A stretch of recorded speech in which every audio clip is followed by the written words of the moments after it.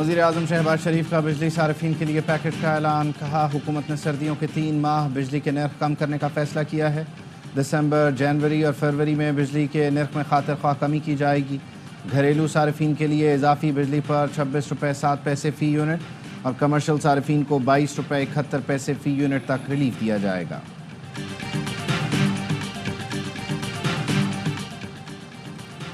पंजाब हुकूमत ने स्मोक से मुतासरा अजला में पार्क, तफरीगाहें, अजायब घर 10 दिन के लिए बंद कर दिए। पाबंदी का इतलाक लाहौर, सियालकोट, गुजरावाला, गुजरात, शेखपुरा, फैसलाबाद, मुल्तान, बिहाड़ी, लोधरा, कसूर, झंग, टोबा टेक पर होगा। लाहौर, मुल्तान समेत पंजाब के कई शहरों में स्मोक की शिद्दत बरकरार। लाहौर आज भी दुनिया के आलूदा तरीन शहरों में सरे फहरिस्त। और पाकिस्तान ने ऑस्ट्रेलिया को होम ग्राउंड पर आउट क्लास कर दिया। एडिलेड में मेज़बान टीम को 9 विकेटों से शिकस्त। ओपनर्स की शानदार बैटिंग की बदौलत पाकिस्तान ने 164 रन का हदफ बासानी 27वें ओवर में हासिल किया। साइम अयूब ने 6 छक्कों और 5 चौकों की मदद से 82 रन की जारहाना इनिंग्स खेली। हारिस रऊफ की तेज़ और तबाहकुन बॉलिंग के सामने कैंगरूज बेबस नजर आए। फैसला कुन मार्का इतवार को पर्थ में खेला जाएगा। हथियार डाल दी। कहा, पंजाब यूनिवर्सिटी में बलूच कौंसल तलबा की जहन साजी में मुलविस है। उन्होंने मुझे हथियार उठाने के लिए कायल किया। मैं पाकिस्तानी हूँ, पंजाबी मेरे भाई हैं, मैं किसी को नहीं मार सकता। जीत से एतमाद मिला, इसी एतमाद को पर्थ लेकर जाएंगे। पाकिस्तान टीम के कप्तान मोहम्मद रिजवान कहते हैं, टॉस पर इन्हिसार नहीं था, लेकिन प्लान बनाया और बॉलर्स ने उसके मुताबिक परफॉर्म किया। हारिस के स्पेल को सबने एंजॉय किया। स्टार्क और कमिंस को छक्के लगाने वाले साइम ने कहा, बॉलर कोई भी हो, बॉल तो हाथ से ही करा रहा था, बस गेंद को देखना है और खुद पर भरोसा करके शॉट खेलना है। चेयरमैन पीसीबी की टीम को कामयाबी पर शाबाश। कहा, well done green shirts, well done. Australia जैसी मजबूत टीम को होम ग्राउंड पर शिकस्त देकर खिलाड़ियों ने कौम के दिल जीत लिए। हारिस और शाहीन ने शानदार बॉलिंग की। साइम अयूब और अब्दुल्ला शफीक ने जिम्मेदाराना बैटिंग की।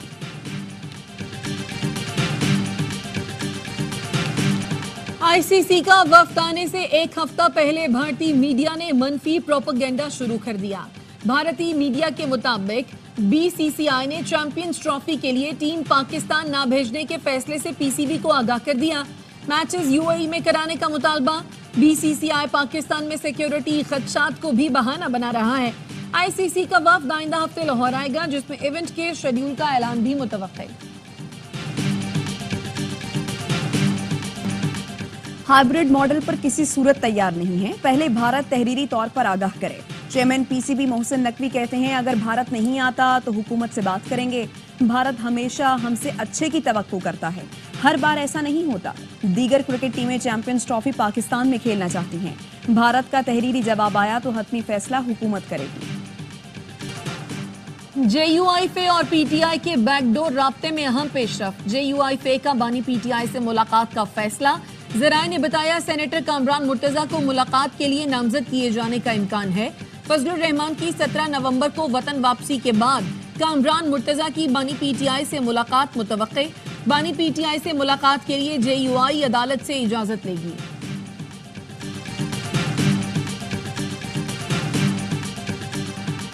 इतने तो ट्रैफिक चालान नहीं करते जितने हम पर पर्चे कट चुके हैं। पीटीआई रहनुमा शिबली फराज का शिकवा। ऑपोजिशन लीडर उमर अयूब ने कहा, अलमिया ये है कि हम जुडिशल कमीशन के रुकन भी और दहशतगर्दी के मुकदमे में मुलजिम भी। मुझ पर वो दफात लगाई गई जो गैर मुल्कियों पर लगाई जाती हैं। सोशल मीडिया पर मुहिम चलाई जा रही है, जिसका मकसद बानी पीटीआई को एनआरओ दिलाना है। इन्हें करप्शन के केसेस का हर सतह पर जवाब देना होगा। विफाकी वजीर इत्तलात अता तारर कहते हैं, पहले गुलामी नामंजूर, एब्सोल्युटली नॉट, अब शादियाने बजाए जा रहे हैं। पहले तय कर लें आप गुलाम हैं या नहीं। विफाकी वजीर मनसूबाबंदी एहसन इकबाल ने कहा, जो कहते थे हम कोई गुलाम हैं, वो आज ट्रंप से उम्मीदें लगाए बैठे हैं कि बानी पीटीआई को आजाद कराएंगे और आजादी के बाद वो पाकिस्तान को अमेरिका से आजाद कराएंगे।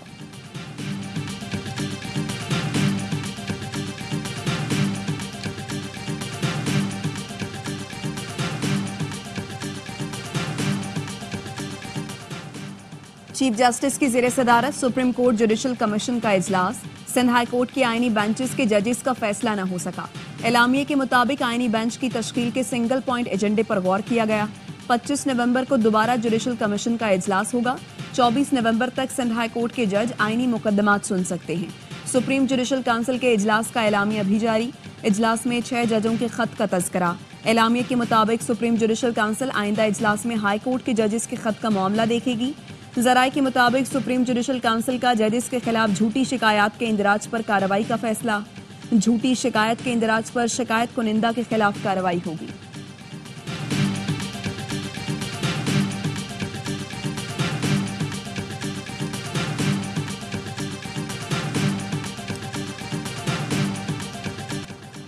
तोशाखाना 2 केस में अदालत ने बानी पीटीआई और बुश्रा बीबी की बर्रियत की दरखास्तों पर फैसला महफूज कर लिया।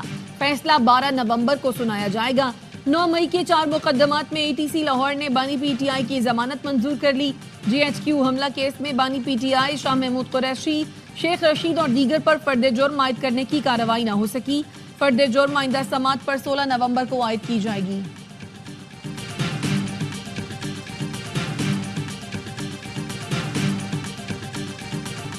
इस्लामाबाद हाईकोर्ट की मंगल को बानी पीटीआई से मुलाकात कराने की हिदायत। बानी पीटीआई जिन वकला और फैमिली अरकान से मिलना चाहते हैं उनकी फहरिस्त जमा कराएंगे। सुप्रिंटेंडेंट अडयाला जेल फहरिस्त लेकर एडवोकेट जनरल इस्लामाबाद को भेजेंगे। उम्मीद है जेल हुकाम और बानी पीटीआई के वकला के दरमियान तनाज़ा खत्म हो जाएगा। लिस्ट की कॉपी पीटीआई के सेक्रेटरी सलमान अकरम राजा को भी भेजने की हिदायत। इस्लामाबाद हाईकोर्ट ने बानी पीटीआई से मुलाकात न कराने पर तौहीन अदालत की दरखास्त निपटा दी। जज ने रिमार्क्स दिए, कमीशन तश्कील दूंगा जो जेल में बानी पीटीआई से मिलेगा।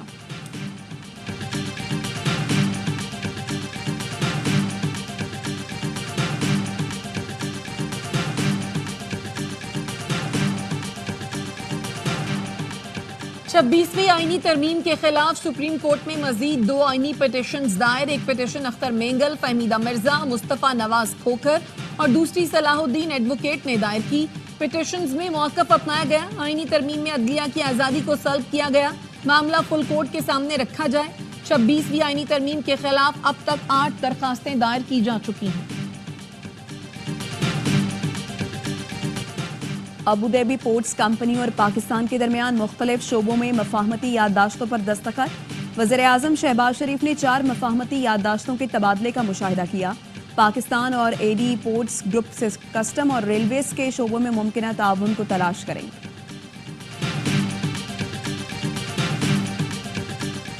International association of peace keeping training centre की सालाना कॉन्फ्रेंस इख्तिताम पजीर। ISPR के मुताबिक इख्तितामी सेशन में मंदोबीन ने कॉन्फ्रेंस की सिफारिशात और तजावीज़ पर रोशनी डाली। शुरका ने तरबियत के जदीद तरीक़ाकार, टेक्नोलॉजी के इस्तेमाल को बढ़ाने पर जोर दिया। शुरका ने पुरतपाक मेज़बानी, ताउन और आलमी अमन के लिए कोशिशों में पाकिस्तान के किरदार को सराहा। केनिया के ब्रिगेडियर जनरल जॉइस ने सदारत प्रिंसिपल नर्स सेंटर राजा आफ्ताब को सौंपी। चौधरी शुजात हुसैन से चीन के सरमायाकारों के वफ्द की उनकी रहायशगाह पर मुलाकात। अमरीकी इंतखाबात, चीन की पॉलिसी और दीगर उमूर पर गुफ्तगू। चौधरी शुजात हुसैन ने कहा, अमरीका की नई क़यादत की पाकिस्तान के उमूर में मुदाखलत की अफवाहें बेबुनियाद हैं। चीन भी इस हवाले से वाज़ेह मौक़िफ़ रखता है। पाकिस्तान और पंजाब में नए प्रोग्राम शुरू करने पर चीन के मशहूर हैं। मुलाकात में सूबाई वज़ीर चौधरी शाफे हुसैन भी मौजूद थे। पाकिस्तान रेंजर्स सिंध की कमान तब्दील कर दी गई। मेजर जनरल मोहम्मद शमरेज ने डीजी रेंजर्स सिंध का ओहदा संभाल लिया। तर्जुमान रेंजर्स ने बताया, मेजर जनरल अजहर वक्कास ने सिंध रेंजर्स की कमान मेजर जनरल मोहम्मद शमरेज के सपुर्द की। रेंजर्स हेडक्वार्टर सिंध में पुरवकार तकरीब का इनेकाद किया गया। पेशावर में ऑल प्राइमरी टीचर्स एसोसिएशन का धरना चौथे रोज भी जारी। गुज़श्ता 4 रोज से असातिज़ा अपग्रेडेशन के लिए एहतजाज कर रहे हैं। हुकूमत और मुजाहिरीन में 2 मरतबा मुज़ाकरात नाकाम हो चुके।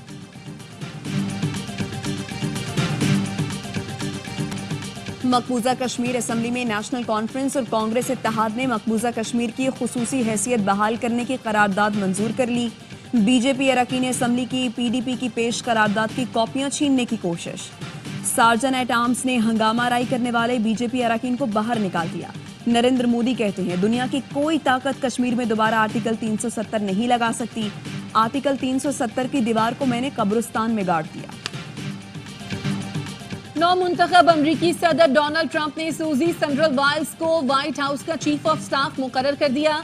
ट्रंप ने कहा, सूजी वाइल्स ने अमरीकी तारीख की बड़ी सियासी फतह हासिल करने में उनकी मदद की। वो 2016 और 20 की कामयाब मुहिमों का हिस्सा थी। सूजी मजबूत, होशियार, जिद्दत पसंद हैं। आलमी सतह पर उनकी तारीफ और एहतराम किया जाता है। सूजी अमेरिका को दोबारा अजीम बनाने के लिए अनथक मेहनत करेंगी।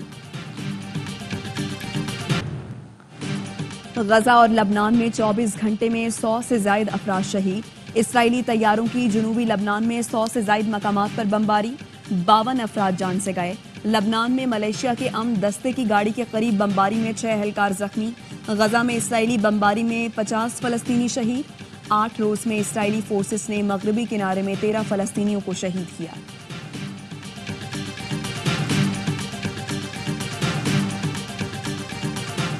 एम्स्टरडैम में यूरोपा लीग के मैच के दौरान इसराइली फुटबॉल शायकीन पर हमला। मैच के बाद फलस्तीनी हामी मुजाहिरीन और इसराइली शायकीन के दरमियान पुरतशद्दुद झड़पें। इसराइली वजारत खारजा ने 11 इसराइलियों के जख्मी होने की तस्दीक कर दी। 2 इसराइली फुटबॉल शायकीन से राब्ता नहीं हो पा रहा। एम्स्टरडैम में मौजूद इसराइली शहरियों को होटलों तक महदूद रहने की हिदायत कर दी।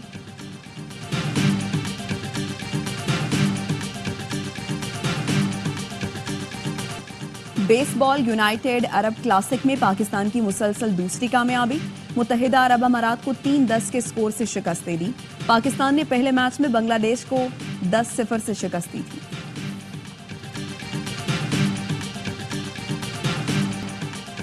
नौवीं थल जीप रैली में खवातीन रेसर्स में दीना पटेल ने पहली पोजीशन हासिल की। प्रिपेयर्ड कैटेगरी में नादिर मक्सी ने क्वालिफाइंग राउंड का ट्रैक 1 मिनट 34 सेकंड में मुकम्मल किया। दिफाई चैंपियन ख्वाजा तैमूर ने क्वालिफाइंग राउंड का ट्रैक 1 मिनट 39 सेकंड में अबूर किया। स्टॉक कैटेगरी में सैयद आसिफ इमाम ने 1 मिनट 46 सेकंड में ट्रैक मुकम्मल किया। 8 नवंबर स्टेम डे दुनिया भर के मुल्कों में कौमी दिन के तौर पर मनाया जा रहा है। AIYB ग्लोबल इंटरनेशनल के तहत स्टेम डे दिन मनाने का मकसद नई नस्ल में जदीद टेक्नोलॉजी के मैदान में आगे बढ़ने का जज्बा जगाना और लीडरशिप की सलाहियत परवान चढ़ाना है। आप तालिब इल्म हैं, वालिदैन या फिर उस्ताद या कॉर्पोरेट सेक्टर का कोई इदारा जो इस प्रोग्राम में शामिल होना चाहता है, वो अभी AIYB ग्लोबल की वेबसाइट विजिट करें www.aiyBglobal.com और खुद को रजिस्टर्ड कराएं। और सादा जबान, अछूता अंदाज, बर्जस्तगी कमाल की मुनफरिद असलूब के हामिल रिवायत शिकन शायर जॉन एलिया को दुनिया से गुजरे 22 बरस बीत गए। उनकी बेखुदी और इंतहाई मुनफरिद लहजा आज भी लोगों के दिलों में जिंदा है।